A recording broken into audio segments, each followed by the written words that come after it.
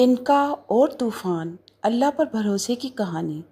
एक दफ़ा का जिक्र है, एक छोटा सा तिनका दरिया की सतह पर तैर रहा था। उसे मालूम नहीं था कि वो कहाँ जा रहा है, बस पानी की लहरें उसे आगे बढ़ा रही थीं। रास्ते में कुछ बड़े लकड़ी के टुकड़े इसे ताना देते, तुम बहुत कमज़ोर हो, एक ज़रा सी हवा तुम्हें गर्क कर देगी। लेकिन तिनका खामोश रहा। कुछ देर बाद आसमान पर बादल छा गए और ज़ोरदार तूफान आ गया। दरख्त गिरे, पत्थर बह गए और दरिया की बड़ी कश्तियाँ तक उलट गईं। मगर वो नन्हा सा तिनका हल्की हल्की लहरों पर बहता रहा। वो डूबा नहीं।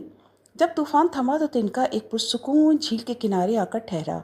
वहाँ एक परिंदा इसे चोंच से उठाकर अपने घोंसले में ले गया और उसे नरमी से बिछा दिया। तब तिनके ने आसमान की तरफ देखा और कहा, मैं कुछ नहीं जानता था, पर मुझे यकीन था कि मेरा रब मुझे ज़ाया नहीं करेगा।